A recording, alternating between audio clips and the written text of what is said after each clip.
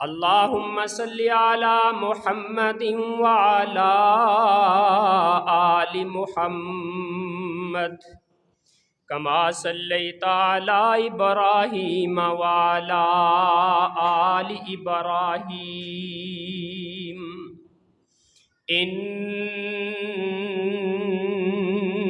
انک حمید مجید اللہم بارک علی محمد وعلی آل محمد کما بارکت علی ابراہیم وعلی آل ابراہیم انک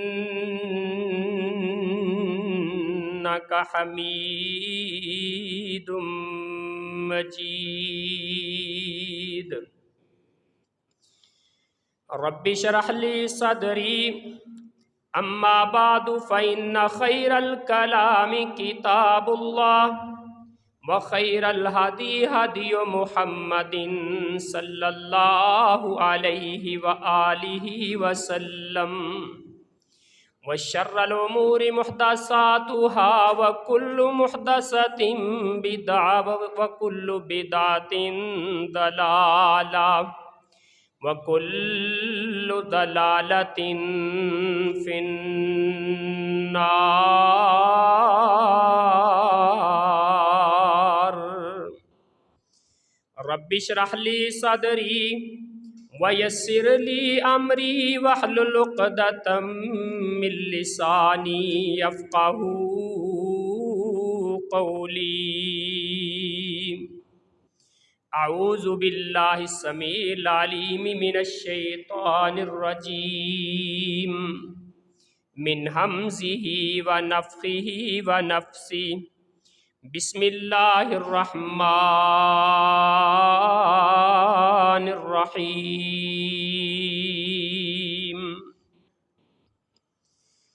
وقل رب انزلنی منزلا مبارکا وانت خیر المنزلین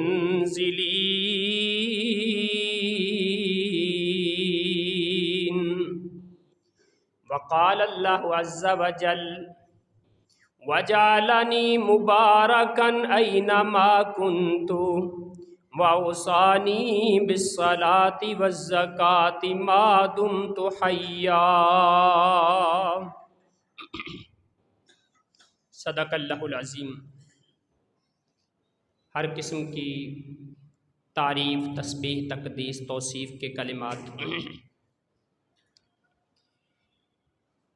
کائنات کے پالنہار، پیدا کرنے والے، خالق و مالک،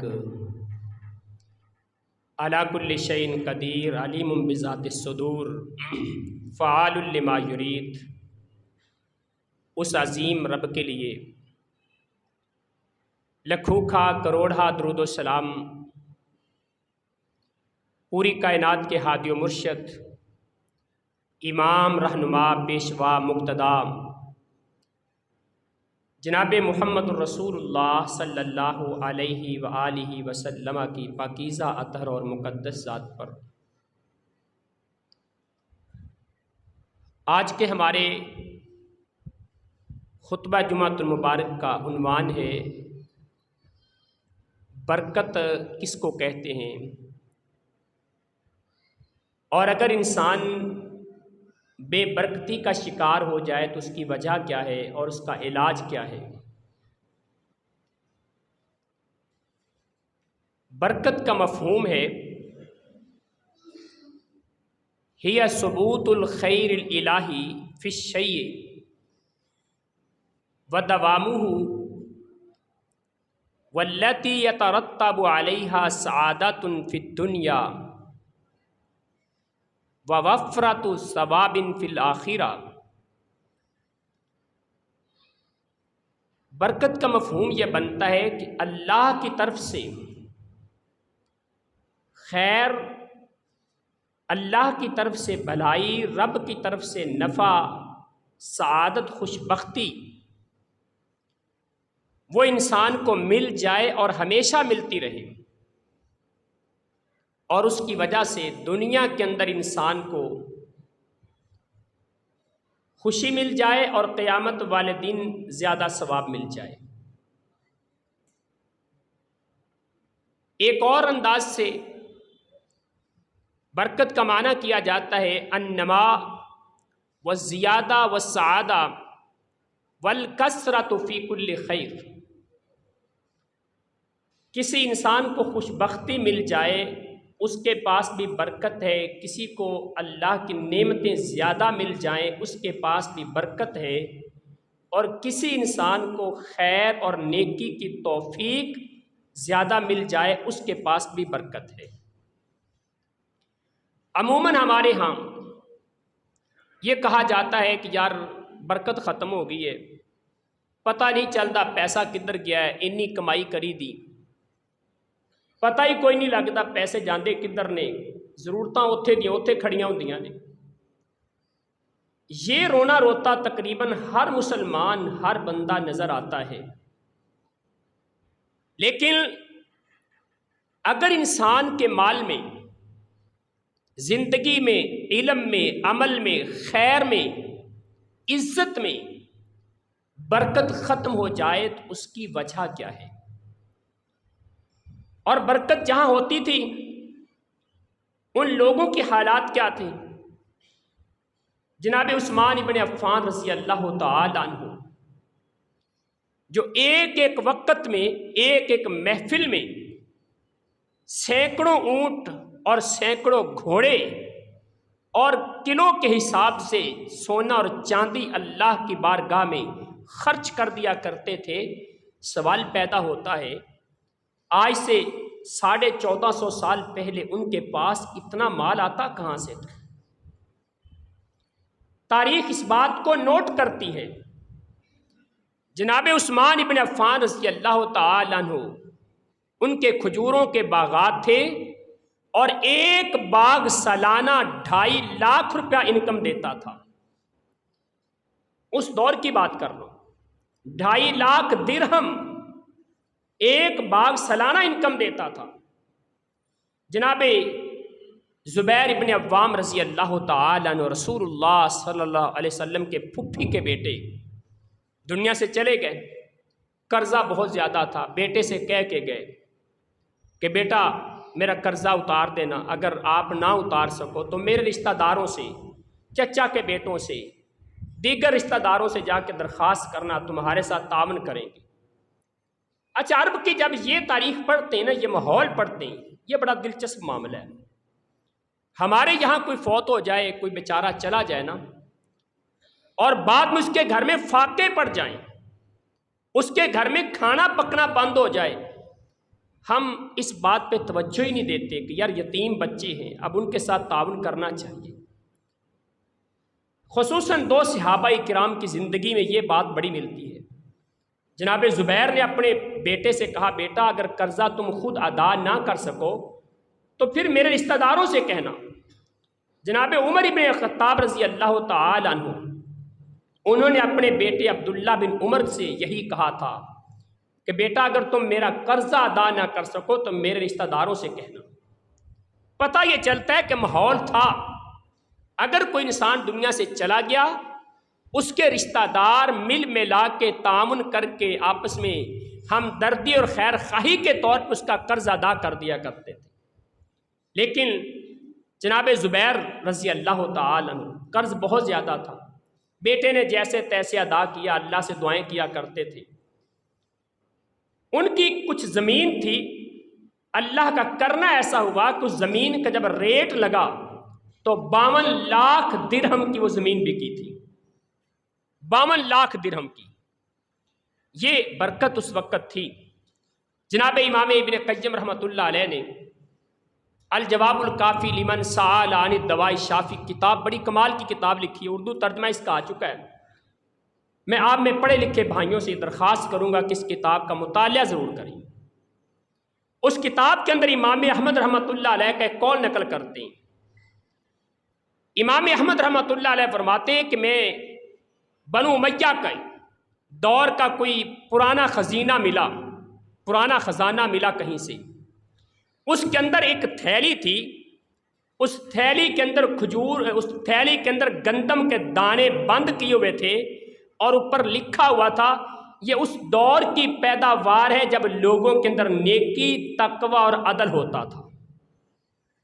کہتے ہیں جب اس تھیلی کو کھولا گیا نا، اس کے اندر سے گندم کے دانے اس طرح نکلے جیسے کھجور کی گٹھلی ہوتی ہے، اس طرح موٹے موٹے دانے تھے۔ یہ عدل کے دور کی بات ہے۔ تو اللہ تعالیٰ برکت عطا فرماتے ہیں۔ قرآن مجید کے اندر برکت کا تذکرہ 32 مقامات پر اللہ تعالیٰ نے کیا ہے، اور رسول مکرم صلی اللہ علیہ وسلم اپنی دعاؤں کے اندر بھی برکت اللہ تعالیٰ سے مانگا کرتے تھے، جیسا کہ آپ بھی وہ دعائیں پڑھتے ہیں، میں بھی پڑھتا ہوں الحمدللہ، مسلمان سارے پڑھتے ہیں تقریباً۔ دودھ پینے کے بعد ہم دعا پڑھتے ہیں، اللہم بارک لنا فیہ وزدنا منہ، اے اللہ ہمیں اس کے اندر برکت عطا فرما دے اور زیادہ عطا فرما۔ اسی طرح جب نماز وتر پڑھتے ہیں تو قنوت وتر کے اندر ہم یہ دعا پڑھتے ہیں، وبارک لنا فیما آتیت، اللہ جو تو نے ہمیں عطا کر دیا اس کے اندر برکت بھی ڈال دے۔ عطا کیا کیا؟ یہ بڑی کمال کی دعا ہے، بڑی جامع دعا ہے، بلکہ وطروں میں پڑھی جانے والی دعا کا مفہوم یاد کیجئے، لطف آئے گا انشاءاللہ۔ دعا کرتے وقت آپ کی آنکھوں میں آنسو آئیں گے، اتنی کمال کی دعا ہے۔ ساری دعا کا مفہوم تو میں یہاں بیان نہیں کر سکتا، لیکن یہ الفاظ وبارک لنا فیما آتیت، اللہ تو نے مجھے جو کچھ عطا کر دیا اس کے اندر برکت عطا کر دے۔ جسم عطا کیا، صحت عطا کی، اولاد دی، گھر بار دیا، کاروبار دیا، مجھے مال و دولت دیا، علم عطا کیا، عقل مندی دی، آنکھوں کی بصارت دی، کانوں کی سماعت دی، ہاتھوں کی قوتیں پکڑ دی، پاؤں کی قوتیں چلنے کی قوت دی، اللہ معدے کو ہضم کرنے کی طاقت دی، پوری کائنات کی جتنی نعمتیں ہیں اللہ تو نے مجھے عطا کی ہیں، ان کے اندر برکت عطا فرما دی۔ بڑی جامع دعا ہے، رسول اللہ صلی اللہ علیہ وسلم یہ دعا کیا کرتے تھے، اور بلکہ صحابی بیان کرتے ہیں کہ پیغمبر کائنات علیہ السلام اکثر یہ دعا پڑھا کرتے تھے۔ ایک تو قنوت وتر کے اندر ہے نا کہ ویسے اکثر یہ دعا پڑھا کرتے تھے۔ شادی کا موقع ہوتا ہے، رسول اللہ صلی اللہ علیہ وسلم کی سنت ہے، جب نکاح ہو گیا نا تو نکاح ہونے کے بعد پھر اس دلہے کو اور دلہن کو مبارکباد دی جاتی ہے۔ یہ مبارک کا معنی کیا ہے؟ اللہ تمہیں برکت عطا فرمائے۔ ہم کہتے ہیں یار مبارک ہوئے تو مبارک کا معنی کیا؟ اللہ تمہیں برکت عطا کرے۔ اور وہ دعا بھی پیغمبر کائنات علیہ السلام نے سکھائی ہے، ہمیں بھی یاد کرنی چاہیے۔ بارک اللہ لکا و بارک علیکا و جمع بینکما بخیر و عافیہ، اللہ تیرے لیے برکت عطا کرے، اللہ تجھ پر برکت عطا کرے، اللہ تم دونوں کو خیر عافیت کے ساتھ اکٹھا رکھے۔ کتنی کمال کی دعا ہے، اس دعا کو بھی یاد کرنا چاہیے۔ شادی کے موقع پہ ہوتی ہے، کسی کو اللہ نے بیٹا عطا کر دیا، بیٹی عطا کر دی، کوئی نعمت مل گئی، کہیں ملازمت مل گئی، کاروبار اچھا چل گیا، عزت مل گئی، ہم وہاں بھی کہتے ہیں بھائی تمہیں مبارک ہو۔ کیا مطلب ہے؟ کہ اللہ تمہارے کام میں برکت عطا کرے۔ تو یہ برکت پھر ختم کیسے ہو جاتی ہے؟ اس کے ختم ہونے کا سب سے پہلا سبب ہے جب دھوکہ آ جائے، جب فراڈ آ جائے، کاروبار کے اندر ملاوٹ آ جائے، اس وقت کائنات کا خالق و مالک ان مسلمانوں کو، اس معاشرے کو برکت سے محروم کر دیتا ہے۔ پیغمبر کائنات علیہ الصلوۃ والسلام نے فرمایا المتبایعان بالخیار ما لم یتفرقا، حکیم بن حزام حدیث کے راوی ہیں، فَإِن صَدَقَا وَبَيَّنَا بُورِكَ لَهُمَا فِي بَيْعِهِمَا وَإِن كَذَبَا وَكَتَمَا مُحِقَتْ بَرَكَتُ بَيْعِهِمَا۔ صحیح بخاری کی روایت ہے، رسول اللہ صلی اللہ علیہ وسلم نے تجارت کا، خرید و فروخت کا اپنے کو اصول دے دیا۔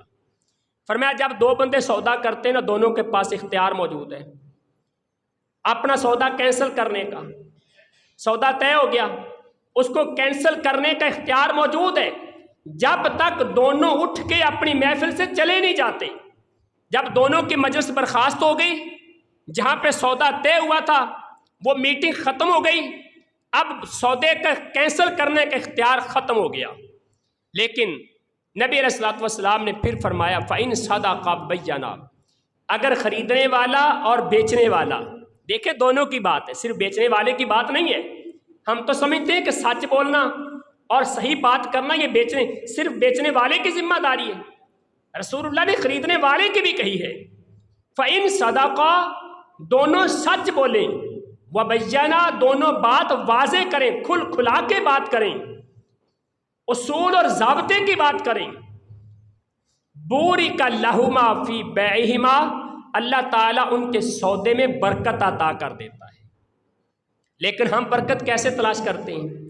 دھوکہ کر کے، فراڈ کر کے۔ اگر کوئی فروٹ کا کاروبار کرتا ہے نا، اس نے گندے فروٹ کا شاپر بھر کے الگ رکھا ہوتا ہے۔ افسوس کی بات یہ ہے، دھوکے اور فراڈ کی بات یہ ہے، آپ کسی اجنبی علاقے میں چلے جائیں، چلیں آپ کے اپنے علاقے میں آپ کو پتا ہوتا ہے کون سے پیٹرول پمپ سے پیٹرول ٹھیک ملتا ہے، وہ بھی اللہ کے حوالے۔ آپ کسی اجنبی علاقے میں چلے جائیں، کعبہ کے رب کی قسم کھا کے کہتا ہوں، پیٹرول ڈلواتے وقت آپ کو 10 پمپ تلاش کریں گے کہاں سے پیٹرول ڈلواؤں، پھر بھی دل پہ ہاتھ رکھ کے دھڑکن تیز کے ساتھ آپ پیٹرول ڈلوائیں گے۔ یہ مسلمانوں کا معاشرہ ہے۔ دھوکے اور فراڈ کی صورتحال یہ ہے، آپ کسی دودھی سے خالص دودھ نہیں لے سکتے، رونا کس بات کا ہے، پھر ہم پیٹتے کس بات پہ ہیں؟ مہنگائی ہو گئی، ظالم حکمران آ گئے اور بدماشی آ گئی، ڈکیتی رہزنی آ گئی، روپے پیسے کا بنتا کچھ نہیں۔ جب ہم نے اپنی زندگی کا مشن یہی بنا لیا ہے، ہم نے دھوکہ کرنا ہے، فراڈ کرنا ہے، دوسرے مسلمان کو ہم نے پھٹی لگانی ہے، کعبہ کے رب کی قسم کھا کے کہتا ہوں اس اللہ نے برکتوں کے دروازے بند کر دیے، پھر عذاب کے دروازے ہمارے لیے کھول دیے۔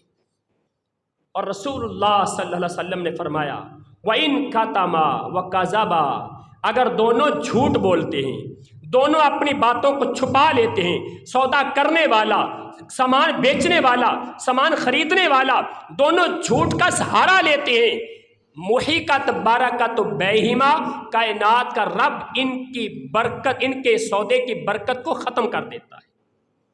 اور افسوس کی بات، آپ کبھی غور کرنا، یہ مسلمان، یہ انسان کچھ زیادہ پیسے کے لیے نہیں کرتا، بس آپ کبھی غور کرنا، آپ ہم 10 روپے کو بچانے کے لیے جھوٹ بول رہے ہوتے ہیں، 2 روپے بچانے کے لیے جھوٹ کا سہارا لے رہے ہوتے ہیں۔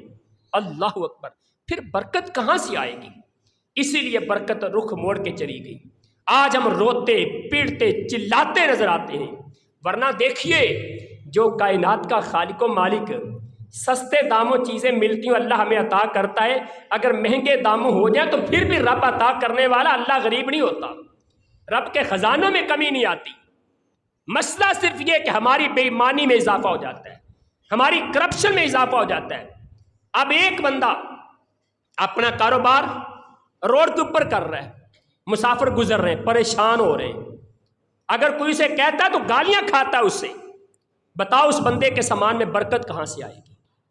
ایک انسان لوگوں پہ ظلم کر کے، خون چوس کے، سودی کاروبار کر کے اپنا کاروبار کر رہا ہے، اور پھر وہ سوچے گا کہ میرے کاروبار میں برکت پیدا ہو جائے گی۔ اللہ تعالیٰ ایسے اپنے اصول کبھی نہیں بدلتا۔ اور جناب رسول اللہ صلی اللہ علیہ وسلم نے برکت کے ختم ہونے کی ایک دوسری وجہ اپنے بیان فرما دی۔ اللہ کے پیغمبر فرماتے ہیں، جناب ابو ہریرہ حدیث کے راوی ہیں، الحلف منفقۃ للصلاۃ ممحقۃ للبرکہ، اگر انسان کے دل میں ایک ذرہ بھی ایمان موجود ہے نا، میں اللہ کی قسم کھا کے کہتا ہوں یہ حدیث سن کے انسان تڑپ جاتا ہے۔ اللہ کے نبی نے فرمایا جھوٹ کھا کے، قسم کھا کے اپنا سامان بیچنا، اس سے سامان تو بک جاتا ہے، ممحقۃ للبرکہ، لیکن اس کی برکت اللہ ختم کر کے رکھ دیتا ہے۔ یہاں پہ رسول اللہ صلی اللہ علیہ وسلم نے یہ نہیں کہا جھوٹی قسم، آپ نے جھوٹی قسم کی ذکر تعیین ہی نہیں فرمائی، آپ نے قسم کھانے کا کہا ہے کہ جو بندہ سامان بیچتے وقت، سودا کرتے وقت، بیچتے خریدتے وقت قسم کھاتا ہے کائنات کا رب اس کا سودا تو کروا دیتا ہے، سامان تو بک جاتا ہے، سامان تو وہ خرید لیتا ہے، لیکن اس سامان کے اندر جو برکت ملنی چاہیے اللہ اس برکت کو اٹھا لیتا ہے۔ اور ایک اور حدیث میں مسند احمد کی روایت ہے، رسول اللہ صلی اللہ علیہ وسلم نے فرمایا ایاکم وکثرۃ الحلف، لوگو جب سامان بیچتے ہو، سودا کرتے ہو نا، زیادہ قسمیں نہ کھایا کرو، زیادہ قسمیں کھانے سے بچاؤ اپنے آپ کو۔ اس کا نقصان کیا ہوگا؟ فَإِنَّهُ يُنْفِقُ ثُمَّ يَمْحَقُ، سامان بک جائے گا لیکن اللہ برکت کو اٹھا دے گا۔ اللہ اکبر۔ اللہ تعالی ہمیں اس اصول کو بھی یاد رکھنے کی توفیق عطا فرمائے۔ جب کبھی سودے بازی کریں قسم کھانے سے گریز کریں، بیچیں تب بھی قسم کا سہارا نہ لیں، خریدیں تب بھی قسم کا سہارا نہ لیں۔ اگر آپ برکت چاہتے ہیں رب کائنات کی طرف سے، اگر آپ یہ چاہتے ہیں، پسند کرتے ہیں کہ اللہ آپ کو خیر عطا فرمائے، آپ کو نفع اور فائدہ عطا فرمائے، آپ کے سودے میں اللہ تمہیں سکون عطا فرمائے، تو پھر قسم اٹھانے سے بچ جائیے۔ اور تیسرے نمبر پہ جس کی وجہ سے انسان کے مال و دولت میں برکت ختم ہو جاتی ہے، کثرت المعاصی، زیادہ گناہ کرنا۔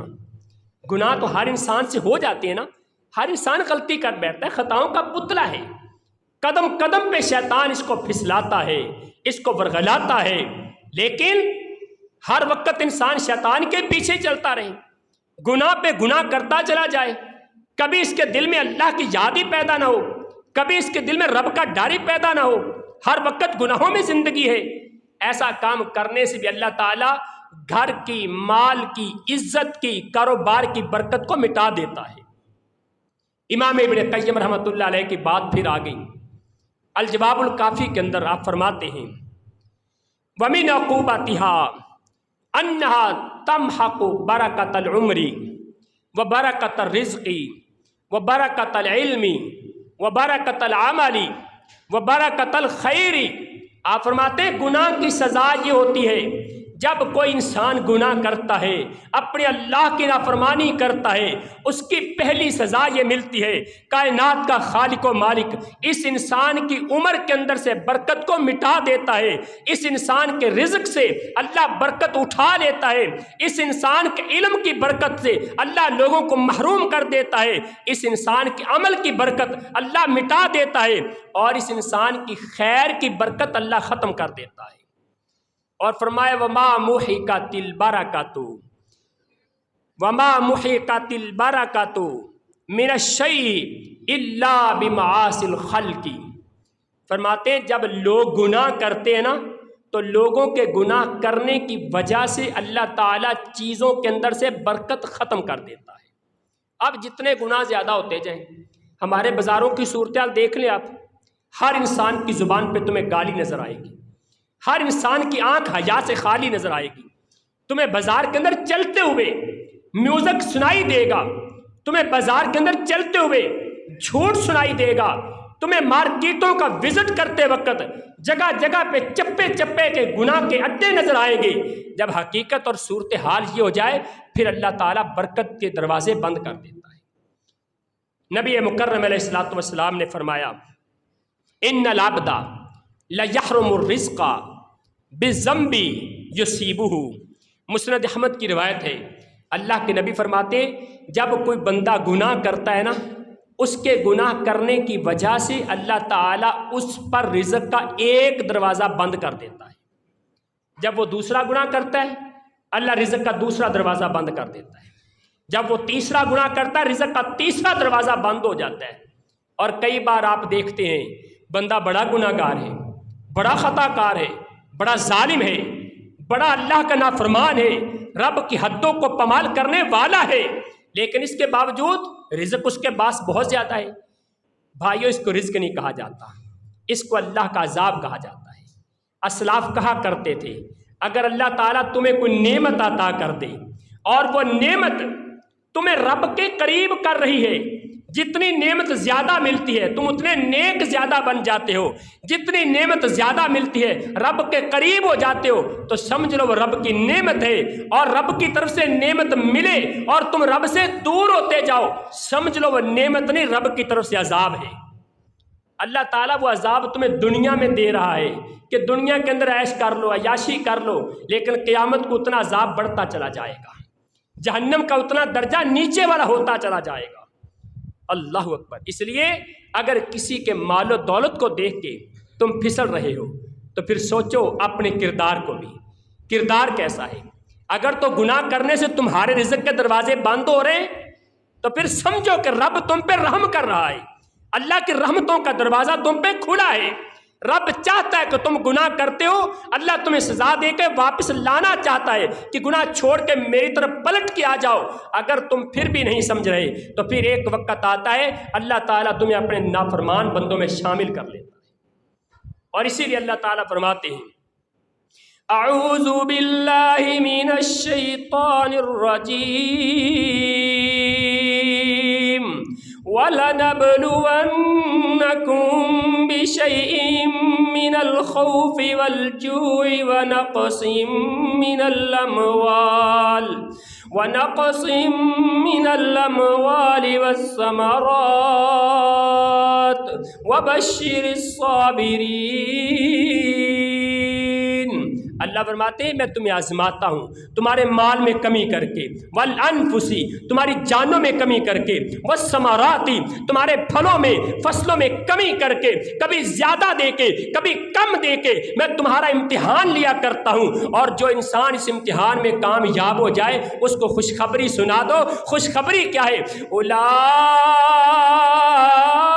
علیہم صلوات من ربہم ورحمہ وَأُولَئِكَ هُمُ الْمُهْتَدُونَ۔ اللہ فرماتے ہیں یہ لوگ کامیاب ہونے والے ہیں، ان کے لیے اللہ نے رحمتوں اور برکتوں کے دروازے کھول دیے ہیں، اور اللہ تعالیٰ ان کے لیے ہدایت کے دروازے بھی کھول دیتا ہے۔ تو میں عرض یہ کر رہا تھا انسان جیسے جیسے گناہ کرتا ہے نا ویسے ویسے رزق کے دروازے اللہ بند کر دیتا ہے، برکت ختم ہو جاتی ہے۔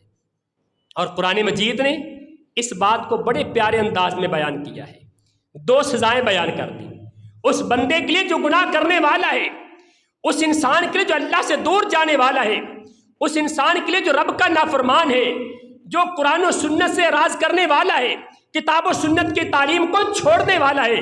کعبہ کے رب کی قسم کھا کے کہتا ہوں ہم نے جب سے رب کی کتاب کو چھوڑا، رسول اللہ کی سنت کو چھوڑا، اپنے اپنے امام بنائے، اپنے اپنے فقہ بنائی، اپنے اپنے خانقاہیں بنائی، اپنے اپنے اڈے بنائے، جگہ جگہ پہ شرک کے اڈے نظر آئیں گے، بتاؤ اللہ کی طرف سے برکت کہاں سے آ جائے گی؟ یہ سارے شرک کے اڈے برکت کے دروازوں کو بند کرنے والے، اور ہم اس پہ خاموش بیٹھے ہوتے ہیں۔ ہم نے کبھی اس پہ احتجاج نہیں کیا، کبھی ہم نے آواز بلند نہیں کی، کبھی اپنے رشتہ دار و عزیزوں کو نہیں روکا، اور کائنات کے رب نے اعلان کر دیا وَمَنْ أَعْرَضَ عَنْ ذِكْرِي فَإِنَّ لَهُ مَعِيشَةً ضَنْكًا وَنَحْشُرُهُ يَوْمَ الْقِيَامَةِ أَعْمَى قال رب لم حشرتني أعمى وقد كنت بصيرا۔ جو بندہ قرآن سے اعراض کر لیتا ہے، اللہ کی کتاب سے منہ موڑ لیتا ہے، رسول اللہ کے فرامین سے منہ موڑ لیتا ہے، کوئی اسلام کے اصولوں کو چھوڑ دیتا ہے، دین اسلام پہ عمل کرنا اس کو مشکل محسوس ہوتا ہے، اسے بوجھ لگتا ہے، دین کی باتوں کو ماننا، دین کی باتوں پہ عمل کرنا، کتاب و سنت کے مطابق اپنی زندگی گزارنا اسے مشکل نظر آتا ہے۔ کائنات کا خالق و مالک کہتا ہے میں اس کو دو سزائیں دیتا ہوں، دنیا کے اندر زندہ رہے گا اس کے لیے رزق کے دروازے بند کر دیتا ہوں، جب قیامت کو میرے پاس آئے گا آنکھوں کی بینائی سے محروم کر دوں گا۔ ہم اللہ کے نافرمان ہوتے جا رہے ہیں، پلٹ کے آئیے، اپنے گناہوں کو چھوڑیے، رب کی طرف آئیے تاکہ برکت کے دروازے کھل جائیں۔ رسول مکرم صلی اللہ علیہ وسلم نے 5 گناہوں کا تذکرہ فرمایا، آپ نے 5 سزاؤں کا تذکرہ کر دیا۔ ایک کا تذکرہ یہاں پہ کرنا چاہتا ہوں، ابن مسند بزار کی روایت ہے ابن حبان کی روایت ہے، پیغمبر کائنات علیہ السلام نے فرمایا لوگو ولم ينقص المکیال والمیزان الا اخذوا بالسنین وشدت المعونۃ وجور السلطان علیہم۔ گناہ تم دو کرو گے، ایک گناہ تم ایک کرو گے، ایک گناہ کی وجہ سے کائنات کا خالق و مالک تم پہ 3 عذاب نازل کرے گا، ایک گناہ کی وجہ سے۔ ولا ينقص المکیال والمیزان، جب امت کے لوگ، جب کسی معاشرے کے افراد، جب کسی منڈی اور مارکیٹ کے لوگ اپنے ترازو میں، اپنی پیمائش میں کمی لے کے آئیں گے، جو چیزیں ماپ کے دینے والی ہیں ان کے اندر بھی کمی آ گئی، جو چیزیں تول کے دینے والی ہیں ان کے اندر بھی کمی کر دی، جب لوگوں کے اندر یہ گناہ آ جائے گا، کائنات کا خالق و مالک 3 عذاب نازل کرے گا۔ پہلا عذاب کیا آئے گا؟ اللہ اکبر، الا اخذوا بالسنین، اللہ ان پہ قحط سالی نازل کر دے گا۔ قحط سالی کا مطلب کیا ہے؟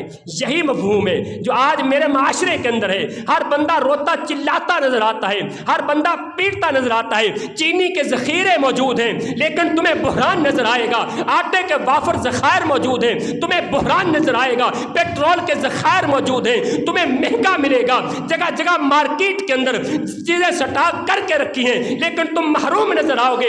یہی تو قحط سالی ہے، جب تم اپنے ترازو کے اندر کمی لے کے آؤ گے، اپنے پیمانے کے اندر کمی لے کے آؤ گے، کائنات کا خالق و مالک تم پہ قحط سالی مسلط کر دے گا۔ اور دوسرا عذاب وشدت المعونہ، ہر بندہ کام کرتا نظر آئے گا، دن بھی کام میں گزرے گا، رات بھی کام میں گزرے گی، صبح شام کولو کے بیل کی طرح، گدی کے چکی کے گدے کی طرح پیستا نظر آئے گا، کام کرتا نظر آئے گا، ہاتھ مصروف نظر آئیں گے، ایک جاب سے چھٹی کرتا ہے، دوسری پہ جاتا ہے، دوسری سے نکلتا ہے، تیسرا کام کرتا ہے، دفتر میں کام، اپنے گھر میں کام، مارکیٹ میں کام، ایک بندہ 3 4 5 کام کرتا نظر آئے گا، گھر کا ہر فرد کام کرے گا، بیٹی الگ سے ملازمت کرتی ہے، بیوی الگ سے پیسے کماتی ہے، بیٹا بھی کما کے لاتا ہے، باپ بوڑھا ہو گیا پھر بھی کمائی کرتا ہے، بھائی کما کے لاتے پوری پھر بھی نہیں پڑتی، اللہ نے ہاتھوں کو مصروف رکھ دیا۔ یہ دوسرا عذاب ہے۔ اور تیسرا عذاب یہ آئے گا وجور السلطان علیہم، کائنات کا رب فرعون نما، نمرود نما، شداد نما، ظالم قسم کے درندے حکمران تم پہ مسلط کر دے گا، تمہارا خون چوسیں گے، تمہیں لوٹیں گے، تمہیں نوچیں گے، ایک مردہ کی طرح تمہیں نوچتے چلے جائیں گے، تمہارے خون کا آخری قطرہ بھی پی جائیں گے لیکن ان کے دل کے اندر رحم پیدا نہیں ہوگا۔ یہ تیسرا عذاب ہے۔ کب ہوگا؟ جب تم اپنے ترازو کو کم کر دو گے، اپنے پیمانے کو کم کر دو گے۔ ایک گناہ کی وجہ سے اتنا بڑا عذاب ہے۔ ہم نے کبھی اپنی مارکیٹوں کا جائزہ نہیں لیا، کبھی اپنے محلے کی دکانداروں کا جائزہ نہیں لیا، کبھی میرے کاروباری بھائی نے نہیں سوچا، کبھی کام کرنے والے نے نہیں سوچا۔ یہاں باتوں کے پیمانے چلتے ہیں، وہ بھی پورے کرنے ہوں گے، عدل و انصاف کے پیمانے وہ بھی پورے کرنے ہوں گے۔ لازمی نہیں جو تیری ریڑھی کے اوپر تیرا کانٹا رکھا ہوا ہے اس کا ترازو پورا کرنا ضروری ہے، جو تیری دکان کے اندر ایک تکڑی پڑی ہوئی اس کا ترازو پورا کرنا ضروری ہے۔ تیرے دل کے ترازو بھی پورے ہونے چاہیے، اپنے دل کے ترازو بھی پورے کر، پھر اللہ کی طرف سے برکت آئے گی۔ اور دیکھیے اللہ اکبر، آخری بات کہتا ہوں اس حوالے سے، رسول اللہ صلی اللہ علیہ وسلم نے ایک طریقہ بتا دیا برکت کے حصول کا۔ پیغمبر کائنات نے دعا کر دی، اللہم بارک لامتی فی بکورہا، اللہ صبح کا ٹائم ہوتا ہے، فجر کی نماز کا وقت ہے، سحری کا ٹائم ہے، اللہ اس میں میری امت کا بندہ کھانا کھائے تب بھی برکت دے دے، میری امت کا بندہ عبادت کرے تب بھی برکت دے دے، میری امت کا بندہ کام کرے اللہ پھر بھی برکت عطا کر دے، اللہ صبح کا ٹائم میری امت کے لیے برکت والا بنا دے۔ جناب صخر الغامدی رضی اللہ تعالیٰ عنہ رسول اللہ کے صحابی ہیں، حدیث سنی اللہ کے نبی کی، صبح کی برکت والی دعا سنی، اپنا کام کاج صبح کرنا شروع کر دیا، فجر کی نماز پڑھتے، اپنے غلاموں کو کام پہ لگا دیتے، کائنات کے رب نے اتنا رزق دیا، اللہ نے اتنا مال دیا، اپنے ہمسایوں سے مکان کرائے پہ لے کے گودام کے طور پہ استعمال کیا کرتے تھے۔ اللہ اکبر، جب پیغمبر کی حدیث پہ عمل کیا جائے گا، صبح کے ٹائم میں کاروبار شروع کیا جائے گا، اللہ برکت عطا فرماتا ہے۔ افسوس کی بات ہے میری مسلمان کی مارکیٹ ہے، حجرہ شاہ مقیم کے مسلمان ہیں، مارکیٹ مسلمانوں کی، دکانیں مسلمانوں کی، لیکن کھلنے کا ٹائم کیا ہوگا؟ 9 بجے 10 بجے نحوست چھائی رہتی ہے، اور رات کو لیٹ بند کرنا پیغمبر کائنات علیہ السلام کی سنت کی مخالفت ہے۔ صبح ٹائم پہ کام شروع کیا جائے، رات کو جلدی ختم کیا جائے، تاکہ اللہ برکتوں کے دروازے کھلے رکھے۔